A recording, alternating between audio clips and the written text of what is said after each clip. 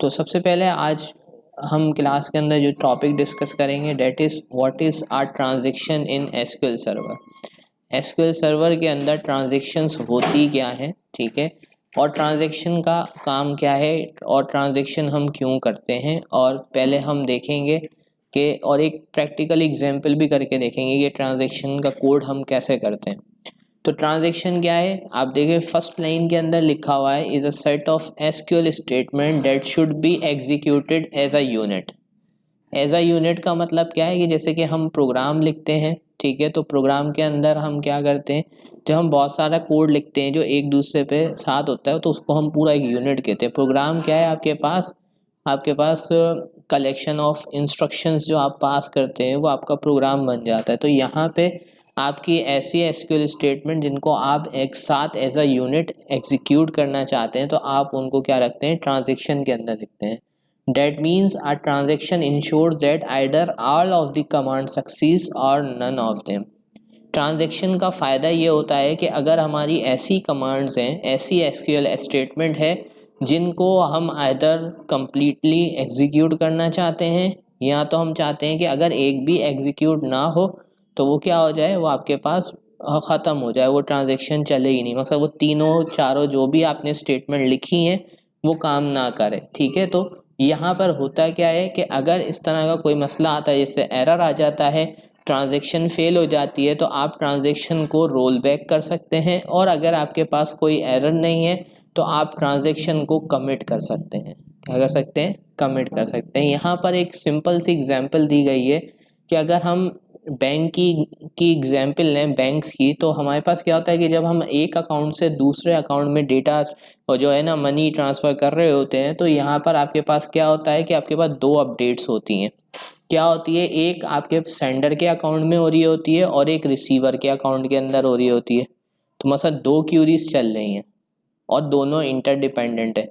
अब ऐसा ना हो कि भाई हमारे पास, जैसे मैंने यहाँ से पैसे भेजे और मैंने भेजे उमर को पैसे भेज दिए, ठीक है। अब उमर को मैंने पैसे भेजे हैं तो उमर के पास पैसे इंक्रीज होंगे और मेरे पास पैसे क्या होंगे, डिक्रीज होंगे मेरे अकाउंट में से। तो इन दोनों के साथ हमारी कोई अपडेट की कमांड जो है, जैसे इसकी कमांड के साथ तो इंसर्ट चलेगा, पर मेरे साथ क्या चलेगा, अपडेट की कमांड, कि मेरा अकाउंट बैलेंस जो है वो क्या होगा, माइनस होगा। तो अगर कोई एक भी स्टेटमेंट फेल होती है तो इसका मतलब क्या है कि हमारा जो आपकी जो स्टेटमेंट चल रही है उसके अंदर प्रॉब्लम आ जाएगी। तो हमें क्या करना है, इन दोनों को एक साथ एग्जीक्यूट करना है। तो इस वहाँ पे हमारे पास फिर ट्रांजैक्शन एक रोल इम्पोर्टेंट प्ले करती है कि आप उनको ट्रांजैक्शन में रखते हैं। यहाँ पे both of these two update should either get committed or get roll back if there is an error. अगर आपके पास एरर है तो इसको हम रोल बैक कर देंगे, और अगर हमारे पास एरर नहीं है तो हम इसी को स्टेटमेंट को क्या कर देंगे, कमिट कर देंगे। तो उससे क्या हो जाएगा, हमारी दोनों एग्जीक्यूशन हो जाएंगी। इससे फ़ायदा ये मिल रहा है कि यहाँ पर हम क्या कर सकते हैं, कोई एरर आ रहा है तो उसको रिजॉल्व कर सकते हैं। अब आते हैं कि ट्रांजैक्शन मैनेजमेंट इन एसक्यूएल सर्वर होती क्या है। हमने थोड़ा सा डिस्कस किया था स्टार्ट में कि हमारे पास टीसीएल होती है। टीसीएल सब लैंग्वेज है, ठीक है। तो उसके अंदर हमारे पास क्या होता है, ट्रांजैक्शन कंट्रोल लैंग्वेज जिसको हम कहते हैं। तो इसका काम क्या है, the process of combining a set of related info operation in. तो ये हमें पता है कि हम अगर क्या करते हैं, इनको सिंगल यूनिट में करते हैं और उनको जो है कौन से प्रिंसिपल से हम यूज़ करते हैं, अप्लाई टू डू एवरीथिंग और do nothing principle. Transaction management जो है वो किस प्रिंसिपल पे काम करती है, उसका प्रिंसिपल ये है, अप्लाई टू डू एवरीथिंग और do nothing. Apply to do everything और नथिंग, जैसे अगर करना है तो सब कुछ ही करना है वरना कुछ भी नहीं करना, ठीक है। If we need to execute these two operation by applying do everything और nothing principle which is nothing but performing the transaction management, so every transaction has two boundaries. आपकी जितनी भी ट्रांजैक्शन होती हैं उसकी दो बाउंड्रीज होती है, एक होता है बिगिन और एक होती है आपके पास एंडिंग, ठीक है। बिगिन, आपको कोई ट्रांजैक्शन लिखनी है तो आप बिगिन ट्रांजैक्शन लिखेंगे, और आपको कोई ट्रांजैक्शन एंड करनी है तो आप एंड कर देंगे। And now controlling the boundary of a transaction is nothing but transaction management. जो इसकी बाउंड्री को हम कंट्रोल कर रहे हैं वो हमारी ट्रांजैक्शन मैनेजमेंट कहलाती है। इसका मतलब ये है कि आपके पास, आपको बताना तो पड़ेगा ना अपने क्यूरी, जो आप क्यूरी विज़ार्ड में जब क्यूरी लिखेंगे तो उसको बताएंगे कि ट्रांजैक्शन यहाँ से स्टार्ट हो रही है और यहाँ पे एंड हो रही है, तो वो इसकी बाउंड्री है। इसके बाद इसको इम्प्लीमेंट कैसे करना है ट्रांजैक्शन मैनेजमेंट को, तो इसके लिए आपके पास यहाँ पर ये 3 स्टेप्स लिखे गए हैं। सबसे पहले आप बिगिन ट्रांजैक्शन करेंगे, यानी आप क्यूरी स्टार्ट करेंगे, लिखेंगे बिगिन ट्रांजैक्शन।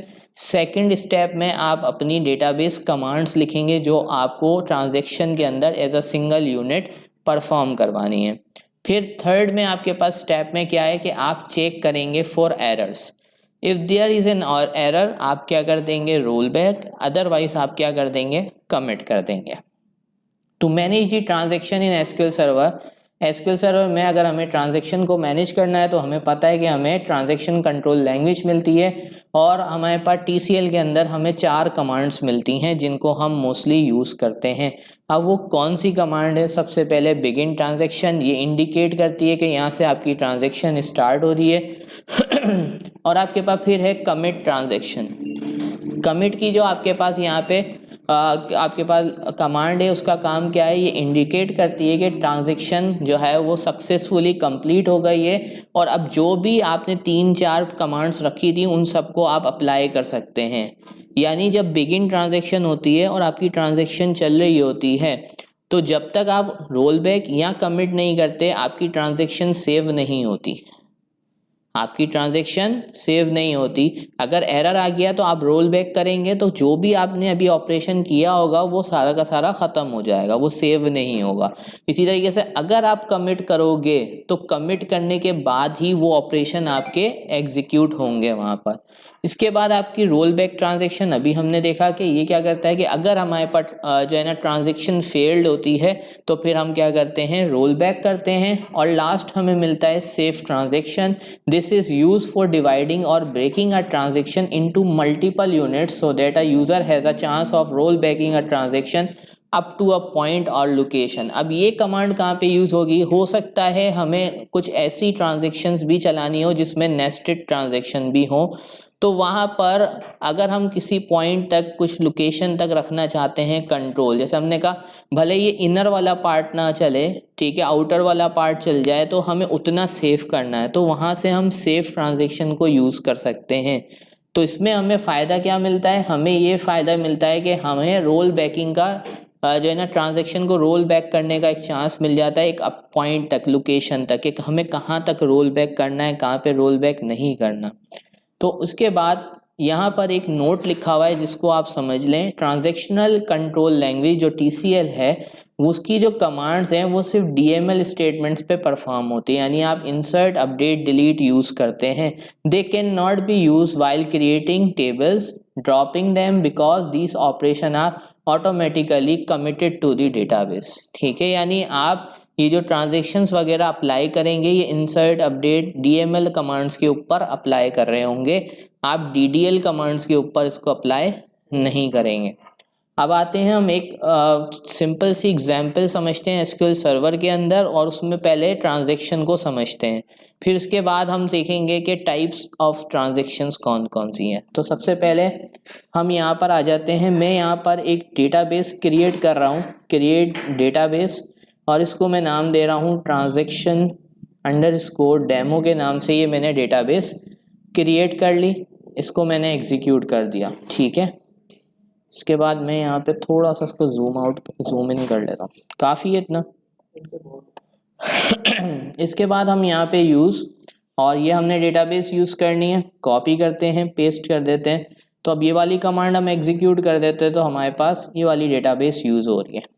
अब सबसे पहले परफॉर्म करना है हमें कुछ काम, तो उसके लिए हम एक टेबल क्रिएट कर रहे हैं। मैं यहाँ एग्जाम्पल के लिए एक टेबल क्रिएट कर रहा हूँ प्रोडक्ट की, ठीक है, और इसके अंदर मैं ID रख रहा हूँ integer, that will be primary key, and इसको हम यहाँ पे आइडेंटिटी बना देंगे, सही है। हमने कहा प्रोडक्ट नेम के लिए P नेम दे दिया हमने वारचार, और इसको मैंने कह दिया 50 नॉट नल, और इसके अलावा मैंने यहाँ पे इसकी प्राइस रख दी, ठीक है, तो मैंने प्राइस डेसिमल में रखना चाहें तो डेसिमल में रख सकते हैं या इंटीजर में। इसके अलावा स्टॉक मैंने यहाँ पे रख लिया इंटीजर में कि मकसद इसका स्टॉक अभी हमारे पास कितना है। तो हमने यहाँ पर आके ये टेबल क्रिएट कर लिया, एग्जीक्यूट कर देते हैं। अब ये टेबल हमारा क्रिएट हो चुका है। इस टेबल के अंदर हम क्या करने वाले हैं, इस टेबल के अंदर हम डेटा को इंसर्ट कर रहे हैं। तो हमने कहा इंसर्ट इनटू प्रोडक्ट वैल्यू, ठीक है। और यहाँ पर हमारे पास प्रोडक्ट का नेम हम दे देते हैं ABC, हम कुछ इस तरह से दे देते हैं P1 करके, ताकि अभी हमें समझ आ जाए। और यहाँ पे मैंने इसकी वैल्यू इसको प्राइस देनी है तो मैंने कह दिया ये, और इसका स्टॉक मैंने कह दिया हमारे पास 5 है। कॉमा लगा के बाकी हम इसी तरीके से यहाँ पे वैल्यूज़ यूज़ करना है, कॉमा लगाया, पेस्ट करते हैं और यहाँ पे हम 3 से 4 जो है वो ऐड करवा देते हैं रिकॉर्ड्स, ठीक है। तो यहाँ पर हम इसको कर देते हैं P2, P3, P4 और यहाँ पर आके हम इसकी प्राइस को भी चेंज कर देते हैं और यहाँ पे आके मैंने ये प्राइस चेंज कर दी। इसका स्टॉक हमारे पास 15 है, इसका स्टॉक हमारे पास 50 है। तो यहाँ से मैं जाता हूँ और यहाँ से अब मैं इसको इंसर्ट करवा देता हूँ। तो एग्जीक्यूट कर लेते हैं। 4 रिकॉर्ड्स हमारे पास इंसर्ट हो गए हैं। इसके बाद हम सिलेक्ट की क्यूरी लगाएंगे, सिलेक्ट ऑल फ्रॉम प्रोडक्ट्स। तो इसके बाद हम इस क्यूरी को जब एग्जीक्यूट करेंगे तो आप देखो हमारे पास प्रोडक्ट्स आ चुके हैं। अब क्या होता है कि अगर हम कोई भी इंसर्ट की कमांड चलाते हैं या डिलीट की कमांड चलाते हैं तो उसके लिए होता क्या है कि हमारे पास 1 बाय 1 वो काम करती है। अब मैं यहाँ पे ट्रांजैक्शन लिखना चाह रहा हूँ, तो मैं सबसे पहले लिखूँगा बिगिन ट्रांजैक्शन, ठीक है, बिगिन ट्रांजैक्शन और इसके दरमियान मैंने एंड भी करना है, ठीक है। अब यहाँ पे मेरी वो ट्रांजैक्शन के अंदर जो कमांड्स मुझे लिखनी है वो मैं यहाँ पे लिखूँगा।